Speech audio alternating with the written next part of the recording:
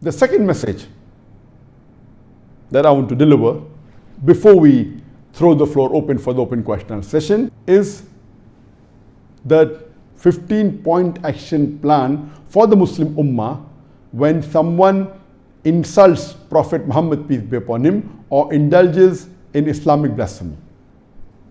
I will not be repeating what I spoke last week, last Saturday, in the last session about what was done in France, including the act of President Emmanuel Macron of France. I will not be repeating that.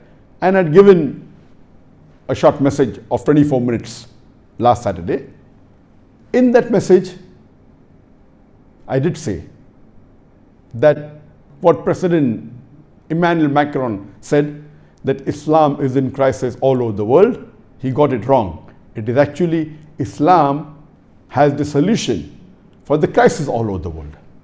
And I requested that if you hear my talk, Islam, the solution for the problems of humanity, it will clarify all its questions.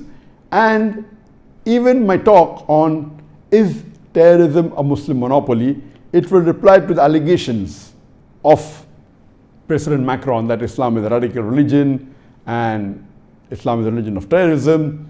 It will give the details.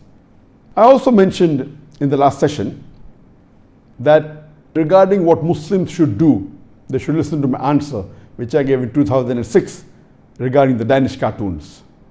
The Jyllands-Posten newspaper in Denmark, which had given caricatures, 12 cartoons of our beloved Prophet Muhammad. But because I got so many requests from the viewers that I should repeat the reply, and but natural, since that reply was in 2006, that's about 9 years ago. Today I thought of giving a short message on the 15-point action plan for the Muslim Ummah when someone insults Prophet Muhammad, peace be upon him, or indulges in Islamic blasphemy.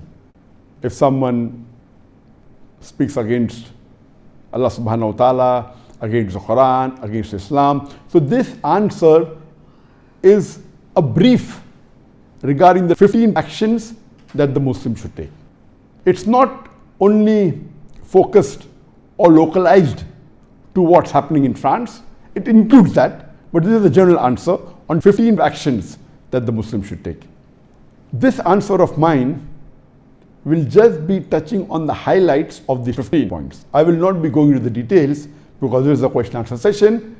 Each action or each point in detail can be spoken for an hour or more. It requires a lecture. So this I'll be just touching the salient features of the 15 actions that Muslims should take, and it will be specifically dealing on this topic. I will not be discussing about the general farais that all Muslims should do, that we Muslims should be good examples to the non-Muslims, that we should be honest, we should be kind, we should be merciful, we should be humble, we should be helping. All this is spoken by me in detail in other various lectures of mine. So today I will be hitting the nail on the head, only speaking specifically of the 15 actions that the Muslim Ummah should take when someone insults the Prophet or someone indulges in Islamic blasphemy. The first action, whenever someone reads any article against the Prophet or sees a sketch or a cartoon insulting a beloved Prophet Muhammad, we should follow the Hadith of the Prophet Muhammad. Our beloved Prophet Muhammad said, it's mentioned in Sahih Muslim, volume number 1, Hadith number 177, that the beloved Prophet Muhammad said that if you see any evil action, you should change it with your hand. That means you take an action against it. If you cannot, then do it with your tongue, that is by speaking. If you cannot, then do it with your heart.